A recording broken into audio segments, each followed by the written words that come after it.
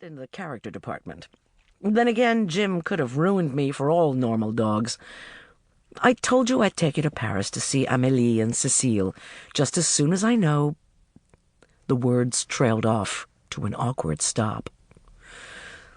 As soon as you're sure that Drake is gone, yes, I know. But since he lives there, that's not likely to be for a long time now, is it? And Cécile isn't getting any younger. I'd like to see her before she's dead, my lord. I sighed again, leaving the slight shade of the tree to brave the crowds filling the park. During the 4 days I'd been in London, I'd learned to avoid the edge that borders Buckingham Palace. It was always packed with tourists, and the last thing I needed was for one of them to notice that the dog who marched so determinedly in front of me was speaking. I hate it when you call me that, but we both know you know that, so I won't humor your bad mood by arguing about your trying to get in a few... You're a demon lord now, Ash Diggs.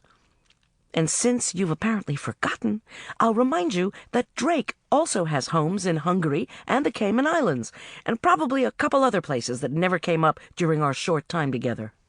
Short because you walked out on him again. I ground my teeth. The park was too public a place to have it out with Jim. Nonetheless, I lowered my voice and whispered, with as much threat as was possible, I am not going to discuss my relationship with Drake. Huh, relationship. Is that what you're calling it now? You two get together, you break it off, you get together again, you agree to be his mate, you take an oath of fealty to the sept, you get pissy, you leave him. Doesn't sound like much relationship is going on there. Now that stung. Jim knew full well the circumstances of my breakup with Drake. It had even agreed with me at the time that Drake had pulled a nasty on me, and that I was fully justified in walking away from him. Demon, I command thee to zip thy lips until you get over your case of the grumps, I said instead of the gazillion of snappy comebacks that I knew would occur to me hours later. I'm not going to defend myself or my actions. We're here, we're going to stay here, and I'll get you to Paris just as soon as I know the coast is clear. I'm sorry if that's broken your heart. Not that demons have a heart to break, but it's the best I can do. Now, if you're done watering everything, let's get back to the apartment. Our stuff should be arriving today, and I want to get everything put away before Nora comes back from Liverpool. Jim glared at me over its shoulder for a moment. But one of the fringe benefits of being a demon lord was that a demon in my control couldn't disobey a direct command.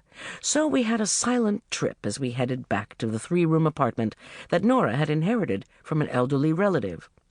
Located above a chic combination bakery and bookstore, the apartment was a rare find in a city of overpriced, undersized housing. After I get the stuff unpacked, I'll call Amélie and let you talk to Cécile if you like, I said, as we skirted a group of tourists gawking in an expensive shop's window. We took advantage of a break in traffic to hurry across the street. Not that you deserve it. Honestly, Jim, you're just about the most aggravating demon I've ever had the pleasure to... Bloody hell!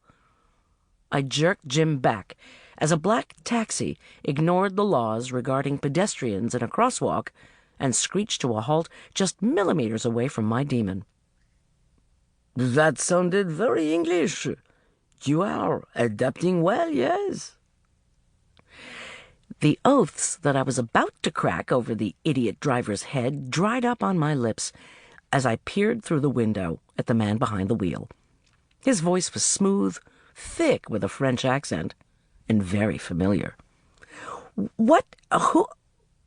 Renee? Mais oui, c'est moi. Good morning, Jim. You look well. Did you have any trouble getting through customs? I stared at the pleasant-looking 50-something man in the taxi. Not sure I was really seeing him, my brain grinding to a halt at the sight. It couldn't be Renee. It just couldn't. Could it? Jim glared at me in answer to the question asked of it.